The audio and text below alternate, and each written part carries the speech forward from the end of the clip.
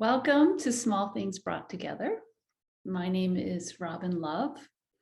Small Things Brought Together is an ongoing series of conversations with artists and others about the creative process. These are long format conversations, so we give ourselves time to really dig into ideas, to circle back, to say the wrong thing and come back and correct it, to be silent even, and just really take in. So these conversations really are free flowing and spontaneous. And I am thrilled to welcome today with me, Shireen Merchant. Shireen is an artist who lives in St. John's in Newfoundland and Labrador. Born and raised in Pakistan, spent time in Tanzania, and before coming to Canada, and specifically Corner Brook. So quite an interesting travel through the world. And I'm very interested to hear more about all of that. Shireen is a recent graduate of the visual art program at the Grenfell campus of Memorial University. So I want to hear about it all. Welcome, Shireen. Thank you so much for the introduction. I'm really excited and glad to be part of this. Thank you. Yeah. I'm excited to have you. So that was like a very bare bones kind of introduction. I'd love to hear more of anything you feel like it would be good for people to know about you. And then we'll get into more specifics about your work and your process around that. Yeah. So you mentioned I think basics. I did my undergrad from Corner Brook, Grenfell campus, Memorial University. Did whole 4 years. Just recently got done in December, and I have my convocation in May, so I'm really excited for that. It's been long 4 years. I think I went through that good phase and then pandemic phase, and I was here the whole time. Never really left, never went back to my country, met my parents or anything. So I think I've seen the whole journey, post-pandemic, pre-pandemic, pandemic, everything. And just of course my graduation, I think I tried to enjoy my last year as much as I can, because I was like, this is for lifetime. So if you don't mind, we don't have to talk about it. You might be like, no, thank you. And that is totally fine. But, how was that to be? I mean, it's one thing if you're studying literature or something that is just really text oriented, but being a visual arts student during the pandemic has very particular challenges, I would imagine. How was that? It was, I think mentally it was very distressing, in a sense that I remember I vividly, it was crazy that I was staying on campus. I've always stayed on campus, and because I don't have a permanent home here, so that became my permanent home.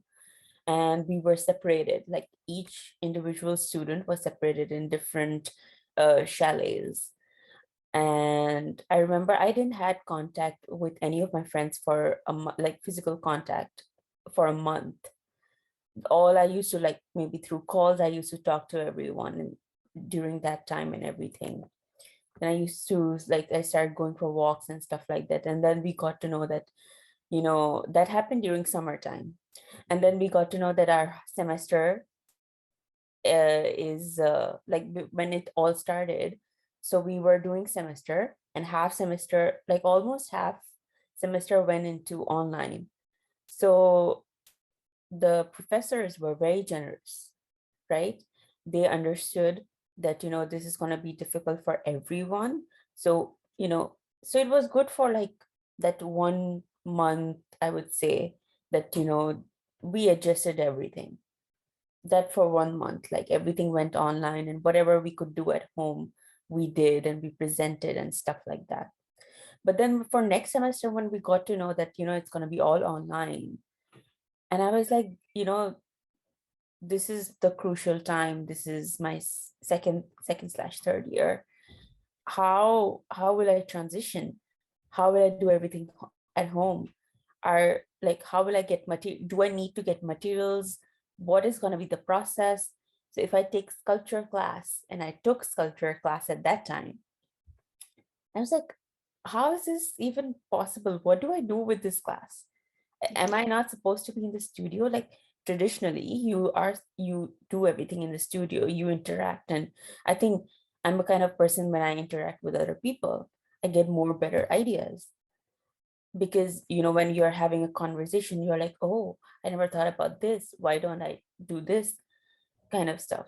I was like, how will I do everything at home? Mm, Thankfully, the professors were, again, very generous. They understood, and they gave the assignments, or they taught new techniques, which were in a good way to transition into this new thing, where you do it from like physical thing to digital thing, or maybe, have resources, use the resources that are available at home. So, but it was hard. I did not like it. I just felt that, it's a waste of my degree. that's so painful to hear. Yeah. And, And you as know, an international student, I am paying thrice the amount, right? Plus, I remember I was paying housing and everything at that time as well. And when I reached out for, is there any kind of support? They said the support is only available for students who are in extreme need. mm, What is considered as extreme need? mm, So there was no support. There was very little support. And it just like, I remember I didn't want to put pressure on my parents, because of course everybody was struggling all around the world. So it was very confusing, something that I didn't like initially. And that's when I uh, you know changed my mind. I was like, I'm gonna completely go digital, and I mm, have to learn how to go there, because I've always enjoyed the feeling of having something in my hand. Now that I don't have all the resources, and plus they're expensive, and in the pandemic, you're not really earning anything. Like as a student also, I cannot do part-time jobs like MUSEP positions and stuff that I was used to do. I was like, somehow I need to make this work. So whatever I had at home, or whatever I could buy, mm. those were my resources. And of course, I'm not saying that I didn't get help from my professors, but just in general, like financial wise, there was no support. Yeah. Yeah.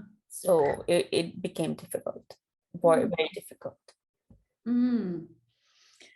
Yeah. Wow. So before the pandemic, in your first, I guess, first year and a half or so, then were you, what were your materials of choice? Did you consider yourself more working in like 2 dimensions or 3 dimensions, or some kind of mixture, or? I think it was a mixture. Mhm. I enjoyed painting a lot. I think the courses that I took were more creative. It was not just traditional learning, like the Mm, skill learning only, but mhm, it was more about thinking outside the box, right? Thinking, it was more focused on ideas rather than traditional skill learning. mhm. There was skill learning, but I feel like that focus, and that's why I think I was more interested into that. But I also remember I took sculpture lessons, uh, worked with different kinds of materials, and I was afraid to take fabrics and textile course, but I feel like I took it at that time, and I feel that was great. I just enjoy. I never thought I would enjoy that. That's great to But find. Yeah. it was, and I was taking some digital classes as well. But I feel like, there was a mixture of everything. Mm, That mm, mixture kept me going in a good way. mm, mm, mm. That's great. Yeah. Yeah. So when you left Pakistan and went to Tanzania, was that with your family, or was that for yourself? Were you going to school? What brought you there? So that was with my family. My father, he had a contract there and he went a year earlier. And then my parents decided that, we should move as well. It's hard to, be separate from family. And both my sibling and I were younger. So my parents decided that, it's a good step to move there. And it would be nice to do high school there. So I did my high school there. Very different experience, very interesting experience, full of ups and downs. But I think it was a great decision in terms of my personal growth. I learned a lot there, a lot. Like it pushed me in a sense that I, how do I explain this? It was not something I was used to. There was a lot of cultural shock as well, right? It was completely different culture. So I think it pushed me to do better. It pushed me to work harder and to have more acceptance. Yeah. Yeah, I mean, that is the amazing part of leaving what's familiar and then just, yeah. So by the time you land in Corner Brook, you know, it's a different kind of culture shock. It was completely different. Yeah, I mean, climate alone. It's an extreme climate of its own kind. Yeah. Yeah. Yeah. So before we had this time together, we did talk a little bit and shared a little bit about our experiences as immigrants to Canada, um, and particularly to Newfoundland, because Newfoundland, I think about, I came to Canada not really to come to Canada per se, but to come specifically to Newfoundland. As it is actually, I have on my mom's side, her family's from here. So there's a family connection. And although in a way I'm a stranger to these lands, so, but, I guess I think about I don't really think about coming to Canada and Newfoundland as being the same thing, because Newfoundland, as you know, didn't join Canada until 1949. It's kind of a new thing. It has its own culture, very particular culture. So in your choice to come to Grenfell, I mean, I know that it's like financial, I would say, probably that comes into it, right? And yeah, so I mean, when you decided, okay, I think I'm going here, like what was in that thinking? What were the I think did you know much about Newfoundland? no. And I have a relative who is in Toronto for, I would say, almost over 10 years, or I would say almost 20 years, I would say. So they have been living in Canada for a while. And I remember asking them, I was like, do you know anything about Newfoundland? I'm applying there. And they didn't really know anything about Newfoundland Yeah. at all. But when I was in high school, we had this, university fair, and Memorial was one of them. Fascinating. So I applied for a few universities in Canada, not just Memorial, and thankfully got acceptance everywhere. But I think I would say more than financial, what I saw was interesting about Memorial, Grenfell in specific, was the courses. So I compared all the courses, like financial, definitely. I would say that is one of the priorities, right? You want to save money somehow. Totally. But when I compared the courses, I think this was one of the most diverse programs. There was a little bit of everything. And I'm a person, I don't like sticking to one thing. I want to learn new techniques every time or whatever. So I decided, I feel like this is the university. And plus, I think I was having this conversation with my father, and he mentioned that, the smaller the university, always remember that you will get better attention over there. Mm. You will be more focused. I think if you ask a question to your professor, you will get answer. As well, if you go to a bigger classroom, you will never get that kind of attention. You will never get your questions answered the way you can get in a small classroom. There are a lot of benefits of it. I think the learning would be much more better. So my whole idea of coming to Newfoundland was mainly my education. I think I didn't care. And when I was doing my research, and then I knew how the weather is, how the whole thing works, and it's a small town. And mentally, I came prepared. I was like, okay, this is going to be a challenge, but it's okay because my main focus should be my education and not the other factors. Other factors are going to affect. You cannot control them, but the reason I'm coming for should always be my priority and not the other things. So how was that? I mean, I think about, Grenfell being at the top of a hill. No. And so most, I don't know, is it too much to say all the international students, don't have their own vehicles like local people might. And so, walking up and down this like it's pretty steep hill, actually, just to get groceries, and the weather's harsh, It's something how no international student has a vehicle, access to a vehicle until and unless they have been there for amount of years, like Mhm. specific time, because then you earn, you understand the place, and then you save up for the vehicle or car.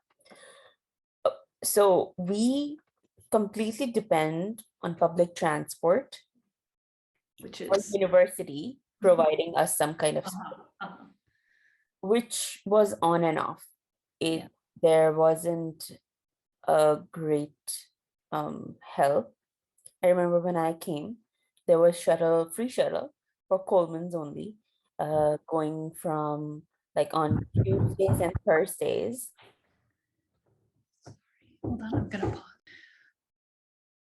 Okay, so sorry, we had to interrupt it. As I was saying, very Newfoundland thing where people don't they just come in and talk, which is lovely. I love it, but yeah, occasionally can't do it. So, but that's the beauty of it. So yes. Yeah. So we're talking about like, yeah, you Yeah. have this reality of you're up on the top of a hill.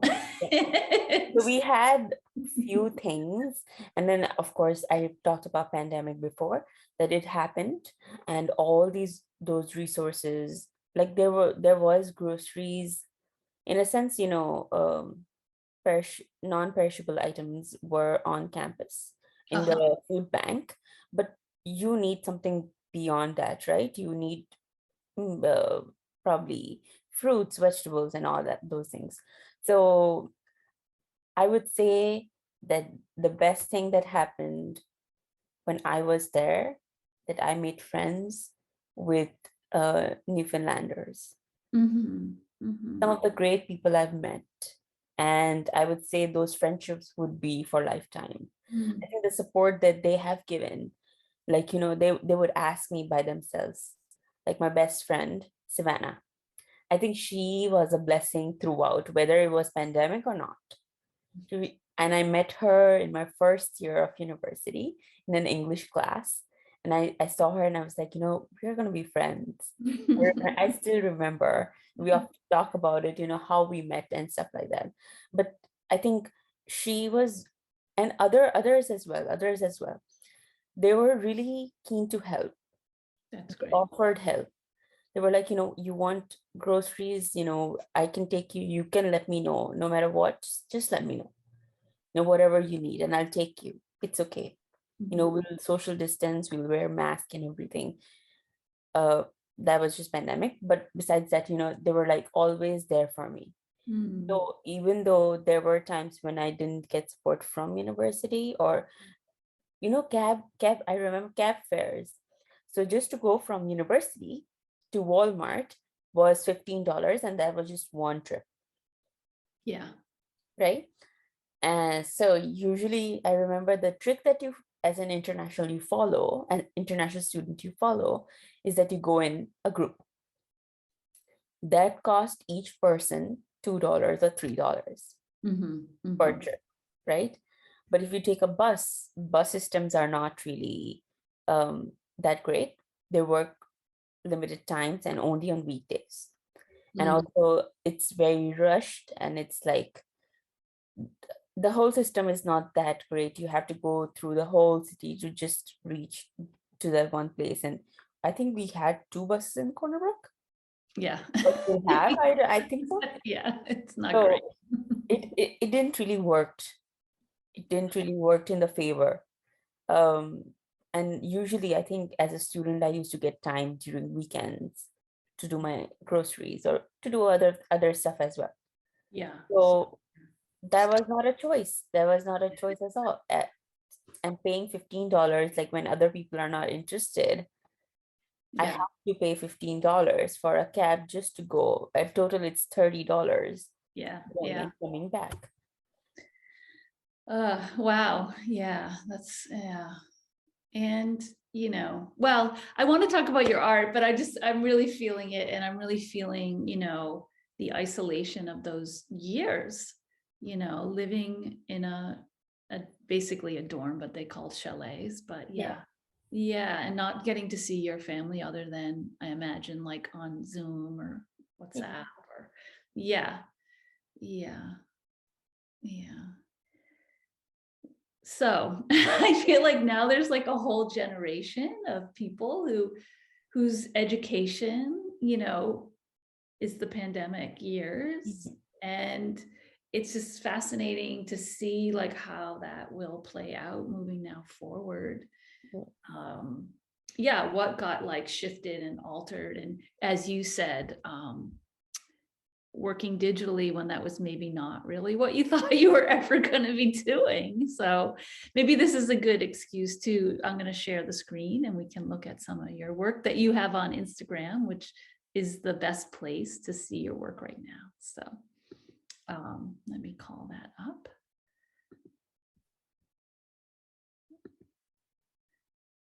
Okay, so this is your Instagram account, which by the way is called I Am the Sauce. I don't know if you want to tell us about that or not. Yeah, I just changed it recently. I just felt it.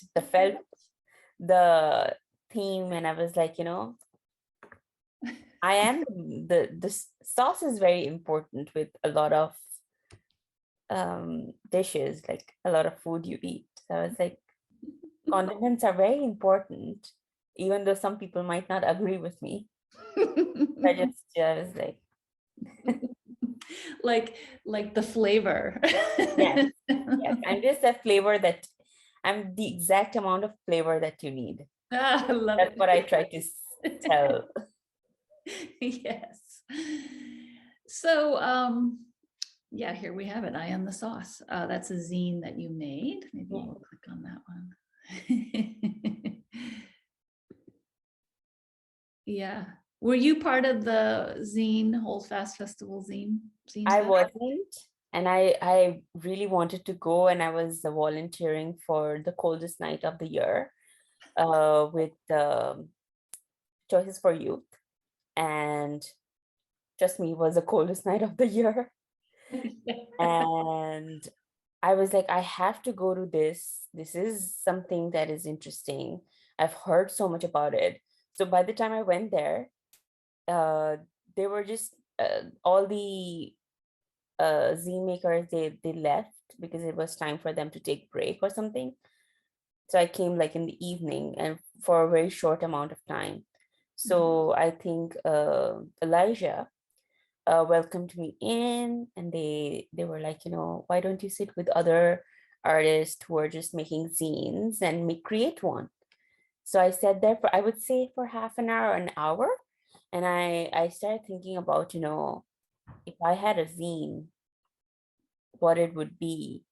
I was talking to Elijah, and they mentioned that, my choice of paper, I used a brown paper instead of traditional white paper, or maybe, I just, yeah, so I was drawing, and I was just coloring and writing at that time. Just created a small one, not too much. Like I know I still I remember I still had to fill up more pages, and I came home and I did more. It was interesting. So, I'm very curious about the reemergence of a zine as an art form or a way of, you know, I guess I'll just share, when I went to art school, it was in the 1980s. And that is when zines, that was, I think, when zines started actually, kind of like as part of, from my understanding, like kind of like part of a punk movement of like, we are skirting the system and we're just going to make our things, we're going to like Xerox them, and they're free or they don't cost very much, and it's a way of getting our images and our writing out into the world without going through the system, Yeah. and so it's just fascinating that like now it's like reemerging.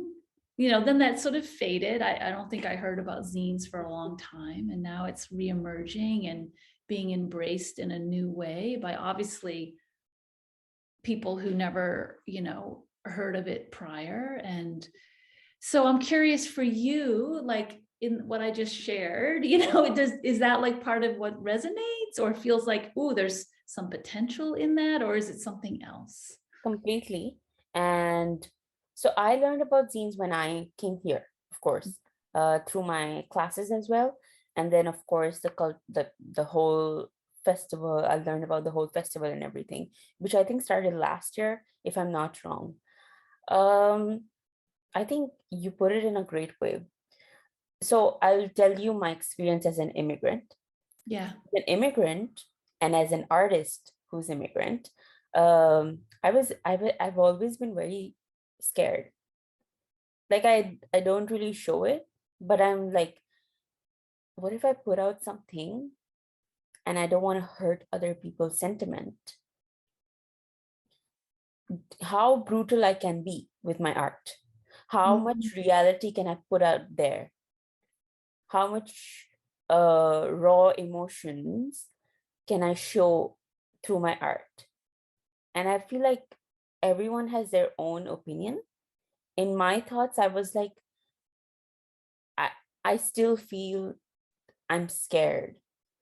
I'm scared because if I put something out there and something happens, I'm not from here. What if I get into trouble? Yeah. And if I get into trouble, what's next for me, right? Because I think I'm from a generation which really believes in cancel culture, and which is not really fair. So I wasn't sure how to deal with it. What's the next thing? If I can talk to someone and how much I can talk about it. Yeah. There are times when you can have an open conversation with your professors or colleagues, but they won't understand because probably they are not immigrants, right? There are people from here. Some of the people have never left Newfoundland, right? Yeah. So they might not understand what I'm going through. So I think the first time I tried zine, it was I kept it very simple. It was more about, I think, pandemic and you know the experiences related to that. I think when I was creating this one, I felt more confident because I said few, it's not too rash, but I just felt like I feel more confident now.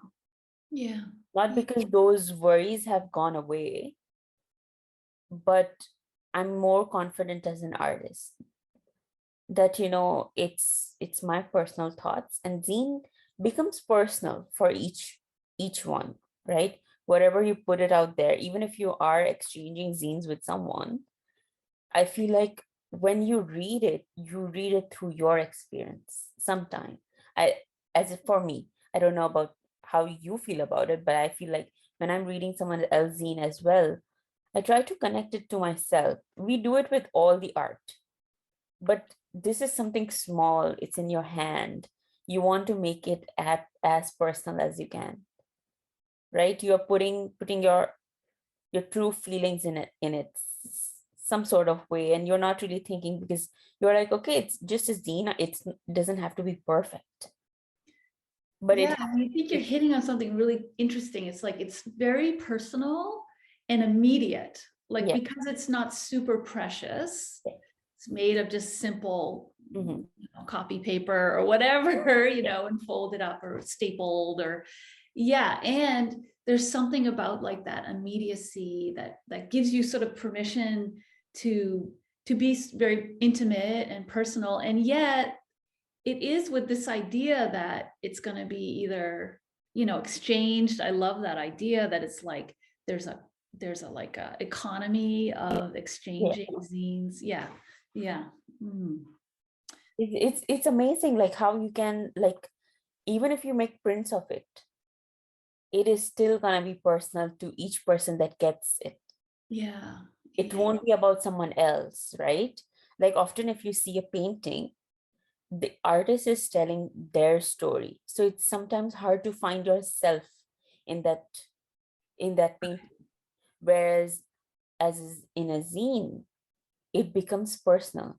I feel like even if I get someone else zine and I feel if I don't connect with it, I can always cut that part and write my own words, because yeah, now it's my property as well, right? yeah, yeah. And I can share it with someone else or I cannot. It's my personal thing. Again, Right. personal. Yeah, it's in It your head. changes everything. Yeah, right, right. So in yours, you do use imagery, which to me looks like from your home culture, Pakistan, and I see it here, yeah, maybe also let me just see. You have other images and styles. This one a little less, so I know who that is. That's a self-portrait. Yeah, or these images. Do you want to talk about that a little bit? So I'm very inspired by Mughal art.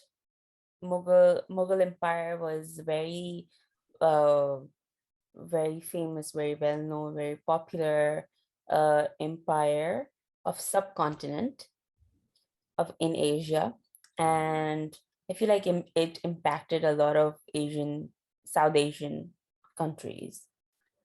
Of course, it is part of my country as well. I think we have heard it's part of our heritage. It's part of my heritage. Um, Even if you go to Pakistan today, you'll see beautiful mosques. They won't have faces, of course. You cannot have faces in mosque, but the architecture, the design. If you see just this particular image, the background, the design that it had, it's just so beautiful, intricate. It had florals, it had geometry, it had shapes, it had beautiful saffron color, and Mm. those beautiful brown shades of browns and yellows and greens. I think I want to keep that, and I feel like somehow I I don't really agree with the Mughal Empire and how it affected around at that time. The way they ruled subcontinent was, in my perspective, it was unfair in a lot of ways. But I feel like the art and the food that it brought, Yes. food is very Speaking of important. sauce. Yeah, Yeah. food is very important. As much as art is important, of course, I think it brings out my creativity and my personality. Food is another part of me which excites me every single day. I love food. So yeah, I think that's what I wanted. I When I realized it, I felt, what is my style? What is me? Everybody here, I especially but I've seen in Canada since I've come here, people talk about identity a lot, right? And I feel like everybody's fighting for their own identity. They want to be known and respected. Most importantly, the respect part is there, right? So I was like, what about me? What is my identity? Am I, because I'm in a new country, do I have to, like, what do I follow? Like, do I follow the art culture here, or there is part of me, my country, my past, my heritage, I want that to be part of me, and I don't want to, just because I left my country, I don't want to leave it behind. It's Yeah. not like that I practiced it, but the more I've read about it, right? In schools, you learn about histories. So I learned about it in my history, and of course, in Pakistan, art is not something that is. Uh, they don't give importance to art. At least yeah. Currently, maybe they are trying to revive that culture, but I remember like it it is considered more as a hobby or as a luxury Yeah. rather than it can be someone's career, right? It can be someone's passion. And in Pakistan, art is always considered, like, even though art is for everyone, like there's so many forms you'll see, but I feel like the one perception that I remember is like it's for the rich. Yeah. you know if I want to go to art school is either if I have a lot of money and stuff like that. But I was like, I'm coming here to a new country, I don't want to leave anything that what is my identity, I was figuring out, and I felt this is big part of me.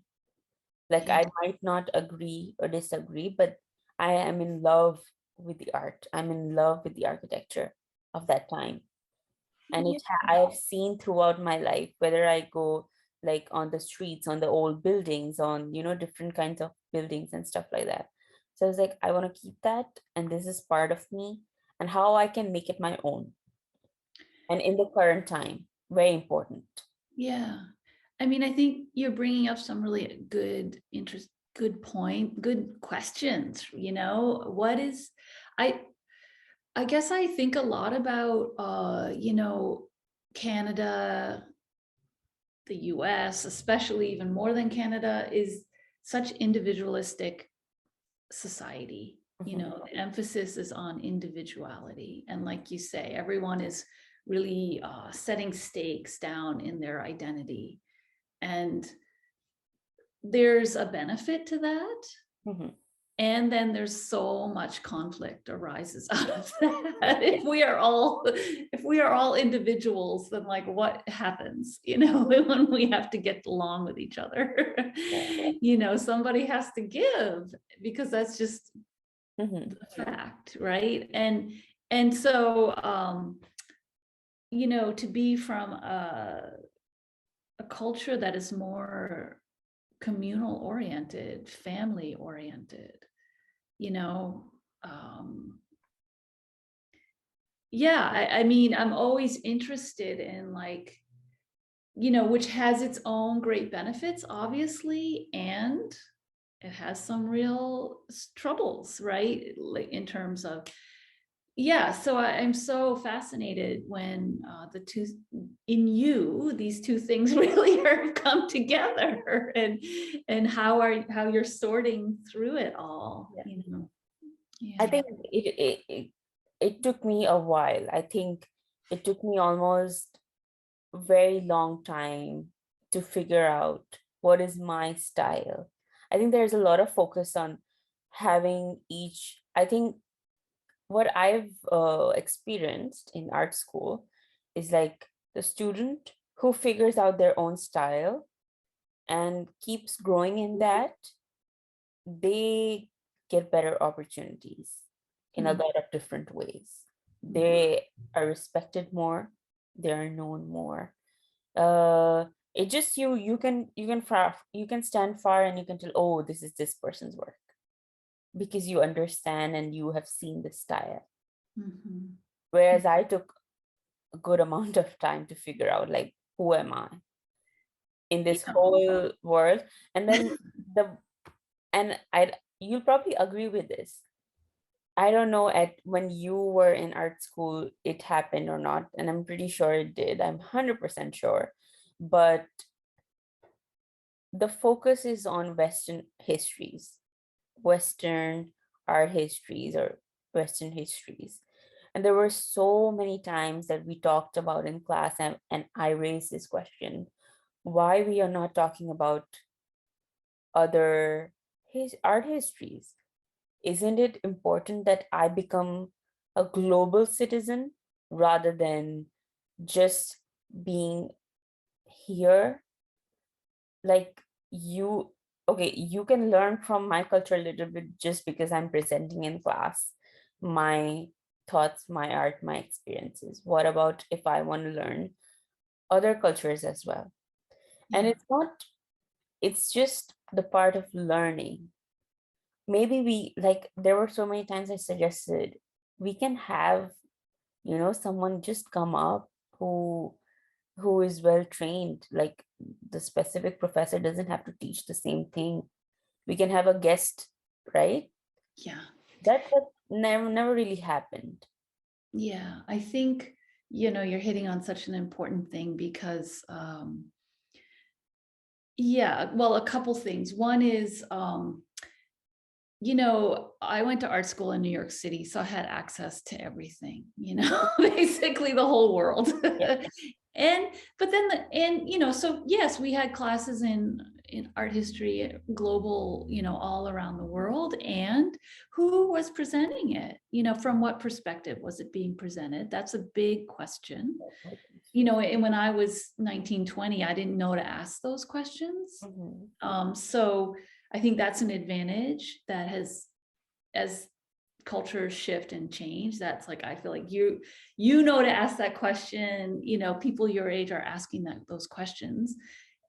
And I actually would feel sad to think that somebody in their first 4 years of art school would figure out their vocabulary. Yeah. Like that actually sounds kind of sad to me. I think you have a lifetime for that to happen, and also to like change. Yeah. I came out of art school thinking I'm a painter, Yeah. and that, well, also it was the time like painting was really the only thing that got Mhm. recognized, really. And so it was like, well, obviously that's what I better do, but it was so clearly, afterwards it was like, I kind of don't like painting actually. So, but felt like it took courage Yeah. to step away to the thing that actually was calling. So, I think I really appreciate your like, oh, I'm in school, I'm going to try everything out and just see what lands, and let it kind of come to you, and to advocate that, there's such a powerful force in art education in, let's say, North America, to like really focus on Western and European Mhm. art history. And it's like an avalanche, really. And you're like trying to hold it back in a certain way when you suggest like maybe there's another perspective to be seen. I've seen what saddens me the most is how we talk about diversity and inclusion. And it's part of every institution here. It's part of the policies, like when you're hiring or when you're doing something, it's there, but it's not really followed. It's Mm, not followed because there's no education about it, right? yeah. And it's so important. Like if and I do understand most of the population is Canadian, Indigenous folks as well, of course, so much important. But as Canada is welcoming newcomers and you are adding that part of diversity and inclusion in every policy and you're putting it out there on your websites and everything, where's the practice, Yeah. right? Where is so important. Like we just talk about it. Like I don't want to say, but there's so many times I've seen people, we're trying to have so much diversity and inclusion in our institution. How? Is it Yeah. just for the media? Like, are we doing it Yeah. just to show people that, we are trying? Is it just words? It's Like, just, this are the kind of opportunities that newcomers are getting. They're not really great. And I don't know how much you know about it, but they're not really great. Like, we are probably equally or sometimes more qualified for the position, but we don't get it. But then the way it is advertised that, we're open to newcomers, we want new people to come, we want people to come to Canada, we want them to have this beautiful life here, yeah. but there are no resources. Yeah. Yeah. Yeah. Yeah. And I imagine well, I mean, Newfoundland has its own special challenges. Mhm. And kind of like what you were saying, what your father was saying about like, well, it's a small place, so you do get a particular kind of attention. And I think that works in your favor and it also works against Yeah. you. Whereas if you were in a bigger city, Toronto or wherever, they have more, it's like, in a way you stand out less because there's so many more immigrants. And in another way, it's kind of like, so go fend for yourself, like good luck, Yeah. Yeah, I really, wow, I hear that. Yeah. Mm. And it's getting better. I don't want to leave out that part, like as much as there is lack of resources, but it is some way, in some way, like in my past 4 years experience, it is getting better. Mm. It is getting better. There's still a lot of work to do, definitely. um there is a lot of work to do, I'm pretty sure, Yeah. but it is growing, but it's growing on a very slow pace. And sometimes what is promised is not given. Mm. Like, I'm talking about in general. Yeah. In general. Yeah. Yeah. Yeah. It's such a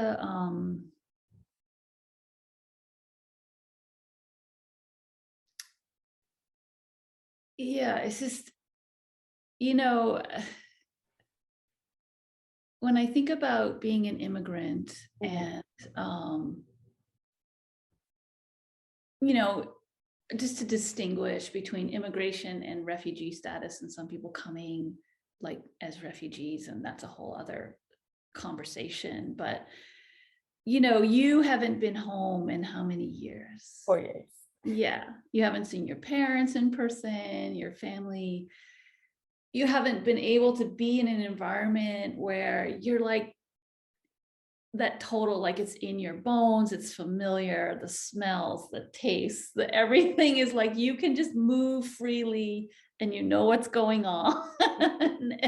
And it's comfortable in a particular way that's just easy.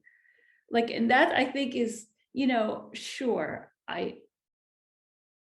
I mean, my immigration experience is different than yours, Yeah. obviously, Mhm. for a million reasons. Mhm. And I'm familiar with the feeling of, I don't know what the heck is going on here. Like, what is happening right now? And, you know, even that people just look at me and know I'm not from here, which I'm sure maybe comes as a surprise, but it's true.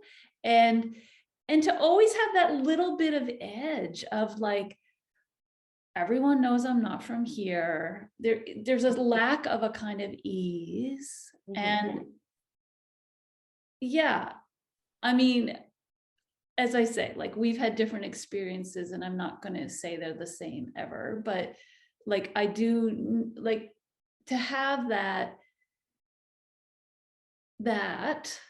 yeah. and kind of how,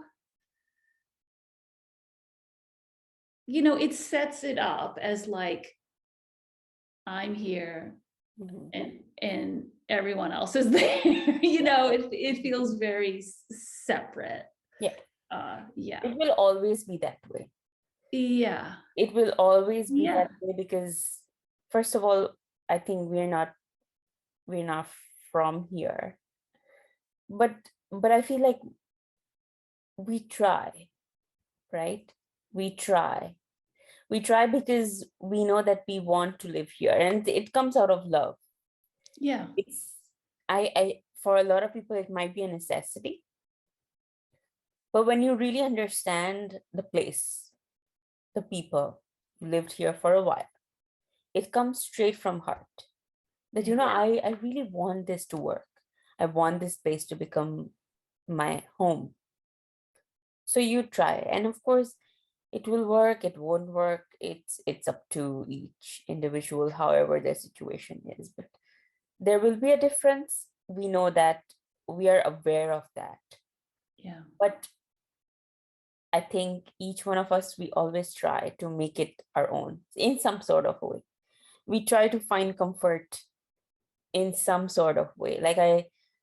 Like 4 years, I like when I talked to my parents and they were like, if you come back here, how will you know, now you are used to there. You are used Yeah. to being independent. You're used to everything over there. The culture is so different, right? And I agree with them. Like as much as I, but as much as I've become comfortable here, I miss that place as well, miss my home as well. But the fact is that 4 years, Newfoundland has become my home. Yeah. Even like when I was moving from Corner Brook to St. John's, I just felt, this slight pain. I was like, okay, leaving another house, leaving another home behind, and Yeah. now I'm gonna create a new one. So Yeah. let's see, like I hope this start is good in so many different ways because it's hard. It's hard to move. Even like I know it's just 8 hours drive. It's not too far or anything, but it is something. Yeah. It really is. Yeah. Yeah, and you're not that long in St. John, just a couple of months, and you're Yeah. still right at the beginning of that. So yeah, I hope may it all go well. Yeah, yeah, Hope as well. yeah. And you know, for me, I think also, you know, I'll be curious if you feel this too, but being an artist, Mhm. um, in a way, always puts us a little bit as a witness in any situation. I feel like Mhm.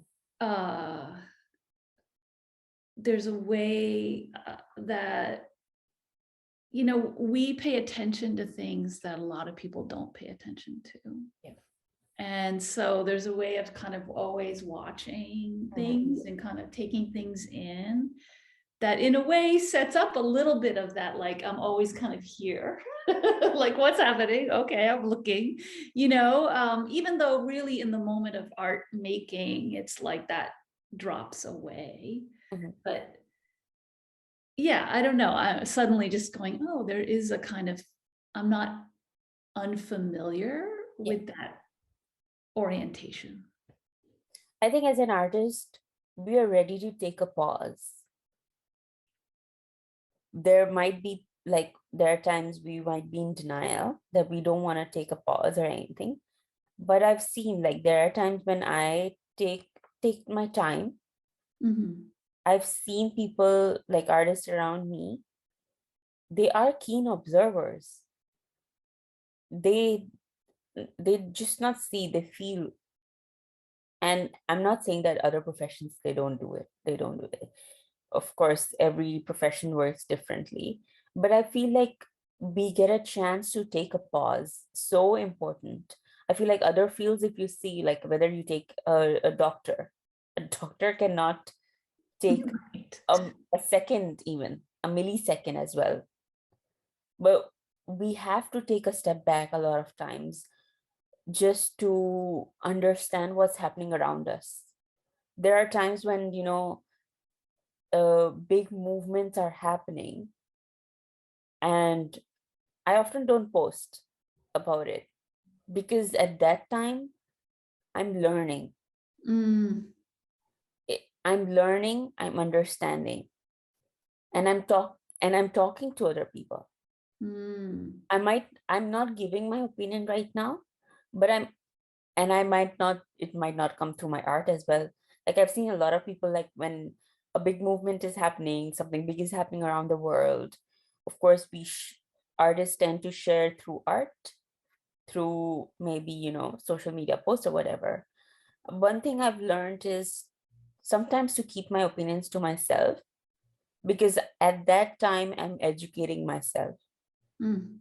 So good. Educating not just the situation, but about the emotions, the feeling. So important to have that kind of empathy for other people as well. Like you have to take a step back, because we become this artist, our activist. Hmm, hmm. This is part of our personalities. In some people, like it will come out really like it's right out there. Some people keep it to themselves, but everybody has opinions. But it's Yeah. just like you you have to like put your opinion in a way that um, you understand everything. So I think that is one thing that I in our field, in in our careers, we have to learn to take a step back. It's so important, very important. Yeah, I really appreciating what you're saying and thinking about, in this moment we're in where there's some pressure to be posting regularly to maintain a level of visibility and um, yeah, that there's a value to not sharing and not talking about what you're doing because it's still forming. Mhm. And something happens when we when we talk out loud or even write something Mhm. and then share it. Like we can write for ourselves, but it's there's something about this like externalizing Yeah. and it being received that shifts the process. And Mhm. that can be like what is exactly needed, or like you're saying, it's like there's a time to kind of go inward and really just attend to whatever's arising. And Mhm. yeah, I love that. All right, I feel like I'm going to, I do want to ask you about a project that I was like, what is this? I'm so curious. So you have done, I'm kind of glossing over a lot of your work, but people can look on Instagram and take it all in. You've also just recently co-curated an exhibition that's open here in Corner Brook up at Rotary Center. the Rotary Arts? Yes. Rotary Arts, sorry. Yes, Rotary Arts Center, right in downtown Corner Brook. You can see it. So you did this project in this little lobster trap. Yep. And I want to look at the one that you did on the Northern Peninsula. I feel That's like, gonna be the project above. I feel like it's somewhere. It's up there. You Oh, see? it's in, okay. Yeah.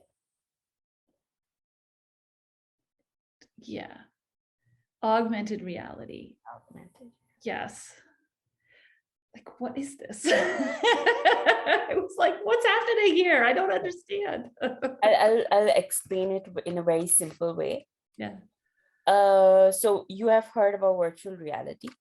Virtual Yes. reality is Yeah. something that a whole new world is created, right? Mhm. So where augmented reality is that you add, experiences to the real world.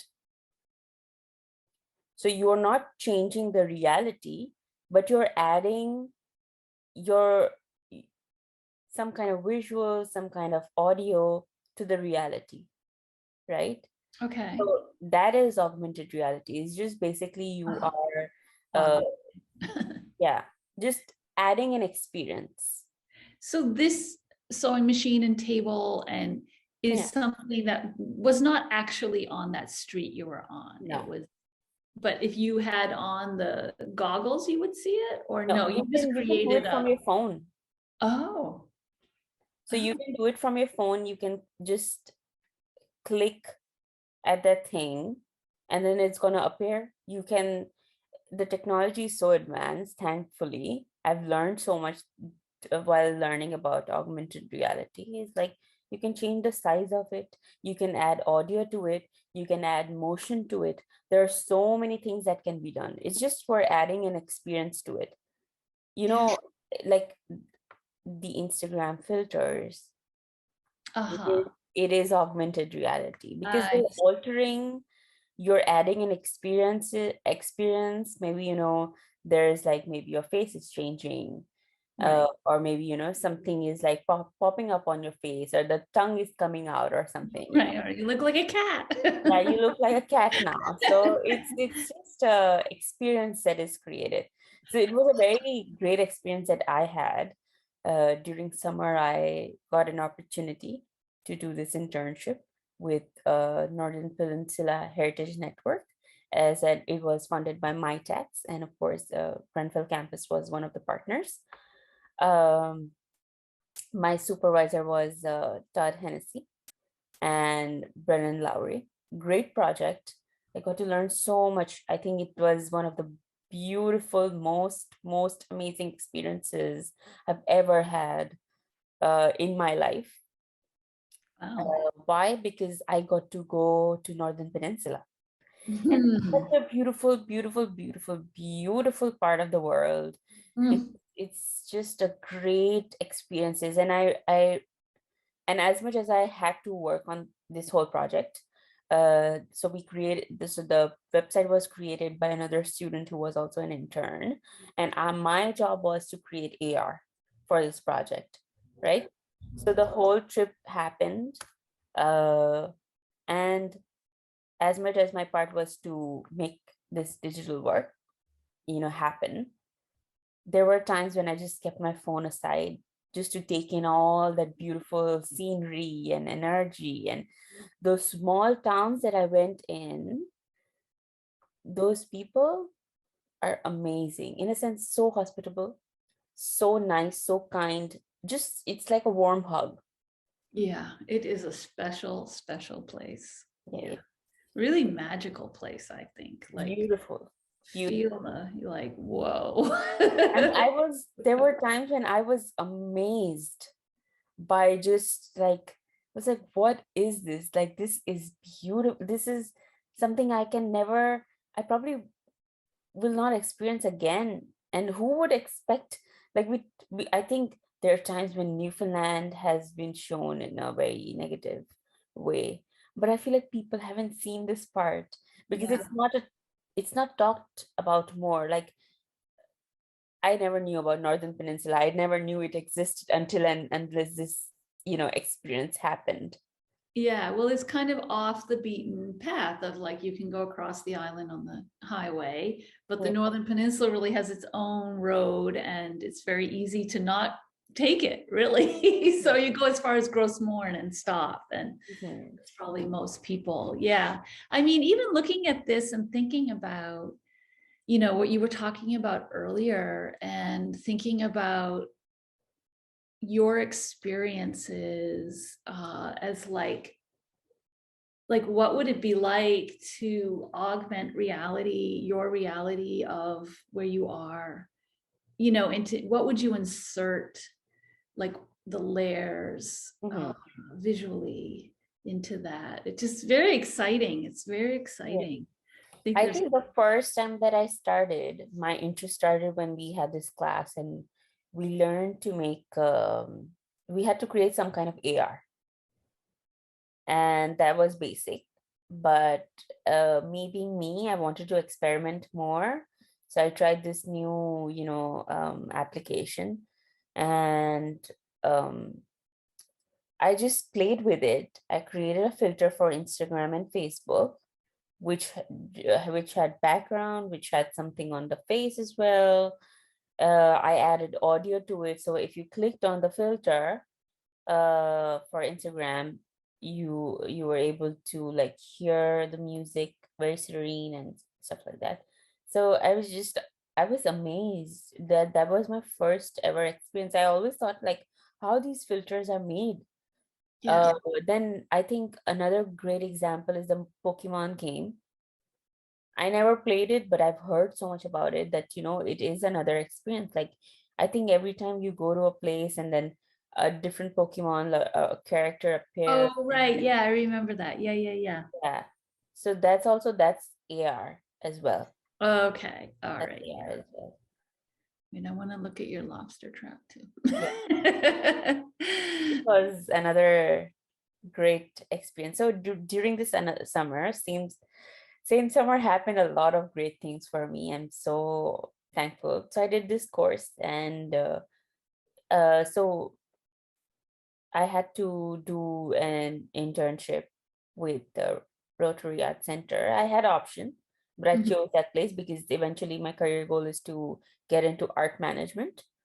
So I was like, this is the great place. I can learn something about how the gallery works and how the things work. So by the end of my course, I had to um, have a workshop, and I was like, what is there that I can do, which is different, whole different experience, not just for myself, but what I'm putting it out there. So I had this idea of creating a mini gallery. So the traditional mini galleries, I did a lot of research and I saw that it's a form of like a mailbox, but a more square kind of mailbox, a bigger one, where Mhm. people, it's installed every month or so. And it's a very well, people take it, it's something people take it seriously. And I think why people take it seriously, because now it's part of Instagram. There are websites for it, right? Uh, So even though if you're not at that place and you cannot see that mini gallery in person, they will upload it on the social media or the websites to give you some kind of glimpse of how, if this artwork was that small, it would look like. So I was mhm. like, why not recreate it? But then I thought like it, I had to think about time and everything, money and everything. I was like, how can I make it more resourceful? And I need it to be part of my experience here. How can I be thankful to Newfoundland, but also like bring in some part of my personality as well, bring in some part of my artist personality as well, right? So lobster traps. So when I was doing, I was like, how fishing has been a great part of Newfoundland's history, and probably today is. It's a big industry. A lot of households still depend on this, you know, um, thing. So I was like, if I can get this somehow, I don't want a new one because I understand. I got to know. Okay, so I thought like I'll get a new one. Mhm. I'm ready to pay for it. I don't mind however it might cost. But then the more I researched, I got to know how important this is for a fisherman, you know? And I was like, how can I take someone's, you know, what's the word? Someone's earnings, right? It felt wrong for me. So I Uh, decided to get a used one, something that is damaged and won't be used again. uh-huh. and and if any fisherman who's retired or who's not working anymore would like to give their lobster trap, So thankfully, like initially I couldn't get one because it was so precious and Mhm. I didn't know it, how precious it was for Newfoundlanders. But of course, the more it was a learning curve, and I had small amount, like very less time and everything. But thankfully, I'm again saying Newfoundlanders, they have helped me so much throughout my 4 years. And again, I'm gonna say this for this project, this particular, I explained, I put up posts on social media, and there were people who were kind enough. They were like, I have this whole stock of it. However many you want, you can take them. I just need one. And I thought like it's not gonna be heavy or anything. In my mind, I was like, okay, Yeah, this is yeah, yeah. something small and it's not gonna be that heavy. Oh my God, when I carried it, it was so heavy.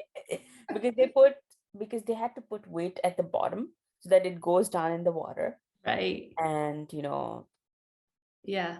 but it was a very wholesome experience, a lot of learning Yeah. about the culture here, as well, how much it is a great, I don't want to say asset, but this is a great deal for Newfoundlanders. So I want to respect that. I was like, you know if I don't get it, it's okay, because now I understand how much importance it has. Like, it Mhm. might be a piece of wood for someone, like an outsider won't understand how important. I Yeah. I Yeah. remember someone advised me. I was like, why don't you like steal one? Like, you'll see so many at highways, like when you pass by, small towns, and I was like, the more I learned about it, the more I understood. I was like, I cannot do that to someone. Yeah. I cannot even do that to someone. Yeah. First of all, I would never steal. Yeah. But, but again, I can never do that to someone. That's so wrong. Well, and it also gave you like this amazing opportunity to talk to people that you might not have ever spoken with. And you got this new appreciation that went from like, oh, I know what a neat idea would be, to like this whole other complete experience. Yeah. Yeah. Beautiful. So beautiful. Do you still have it? It is currently, I don't have it with me, but it is, the Rotary Arts was kind enough to keep it. I was like, I don't have again, so there's this thing, I don't know. So if you like, in my past 4 years, one thing that I have learned is, one, because I don't have a permanent home, I cannot store my art. Right. Right. That's one of the biggest reasons that I had to move to digital platform. I was like, leave expense of all the materials. The biggest thing is storage. I think people don't think about it. That art takes a lot of, the once you create the art, it's not just there for exhibitions or for your social media. It's there's storage that comes with it, that's maintenance that comes with it. It's a lot. It's a lot that you have. And of course, again, that I mentioned, I don't have a permanent home here. So, and I always lived in student housing, and I just couldn't take it with me. So Rotary Heart Center was kind enough to keep it for me. They were like, they put it up for like, I think, a month or so, for to exhibit like on one of the corners. And I was like, if anybody wants to add any experience into it and stuff like that, that would be great. Like, I can do like the shows again, but then I got so busy, so I could only do that one part. But hopefully in future, like whenever I go back and I get my beautiful mini gallery again, Yeah. uh, I can definitely continue this work. Yeah. Yeah. It'd be great to do some other versions of it. Such a Yeah. great idea. Yeah, it's just like you say, so loaded with history here and already coming with stories. And so, yeah, really great. Yeah, but also hearing, as I look around at my, all my stuff, it's impossible. It is the burden of being an artist, is hauling around all this stuff. Mhm. Because we keep creating. I think we think about creating more, and and I've always been very conscious about what's after that. I think ahead sometimes, and I'm like, okay, if I make this right now, and okay, it works, it doesn't work, whatever, that's fine. It's part of the experience. But what will I do after that? How Right. will I store this? And yeah, that's a major part of it. Like, Yeah. what's next? What's next Yeah. is the biggest question of my life. Yeah, I mean, it's something to just be creating all the time, and then it's like, then you have it. Yeah. Yeah, but in a way, like, you can't think of that way Yeah. because, like, you have to make things, Yeah. and yeah, let you You that'll. have to make things. I just say, like, find a way, like finding a way where it satisfies your creativity and your soul. That is very important. I think that's why I decided to switch my, platform, or my materials, my resources, to a more digital, or something which is not touchable. Like, you don't have to store it. Mhm. I decided that way because I was like, there are times when I'll have difficulties. Like, I still don't have all my stuff from Corner Brook. Let's be honest. Yeah. So just imagine if I had all that art and big paintings and sculptures and stuff like that, I Yeah. wouldn't have been able. Like, I literally, whatever I had, I gifted it to all my friends before coming here. Yeah. I was like, I cannot take all the things. There are some things I kept, Yeah. but I had to give away other things, or just, Yeah. Yeah. That's how it goes. Yeah. Yeah. Wow, it's a lot. Yeah. I mean, I'm really excited for you. And do you have anything coming up? I mean, I know you just moved and you're yeah. looking for a job, and so you're focused on the day-to-day realities. It's a struggle. Mm, Uh, and I'm pretty sure every new graduate goes through it. But for me, I'm just like, every day, like, I try to be as positive as I can. But one thing I would definitely advise every new or about to be graduate, have some savings. mm, Have some savings, especially if you are an international student and you want to gain postgraduate experience, work experience. You want to stay in Canada, Newfoundland, have some savings. Depends on whatever your financial situation is, and if you get support from home or whatever. That's each to its own, but have some kind of savings. It is so important. There are bills that I have to pay, yes. but it's just like, it's hard. Um, as in, especially if you are from art, like an artist, you are in art field, it will be hard because the time I graduated, this time of the year, there are no positions available. Right. See, And one thing I've learned while applying to so many, over 100 of positions, in different areas of work, small, big, everything, that there are times when 98% of times I didn't even hear back. mm, And even if I followed up, I didn't hear back. It's just worse. I don't know it's still hard to figure out what am I doing wrong. I've been trying mm, to figure that out. I've been trying to update my resume, and one advices that I got after graduating was, make sure that you volunteer. oh, I'm volunteering. um, Make sure that you keep your resume updated. I'm doing that. Make yeah. sure you are open to all kinds of positions. I'm doing that.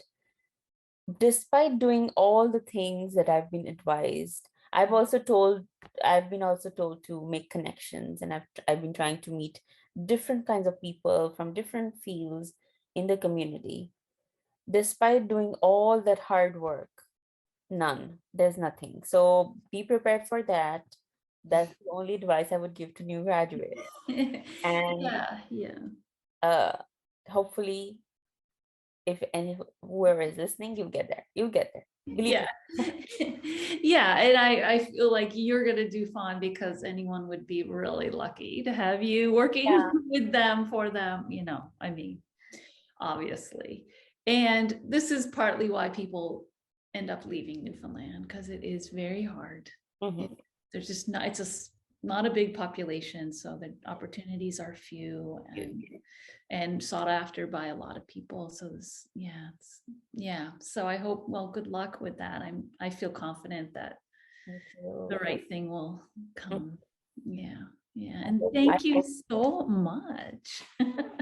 Thank you so much for inviting me for this chat. This is great. I love talking to you, and I feel like I hope I talked about some of the most important things that are important to me. And I felt like other people should also understand, coming from an immigrant view, but also who is an artist, because that it is a field that is not really appreciated in a lot of cultures or maybe different countries.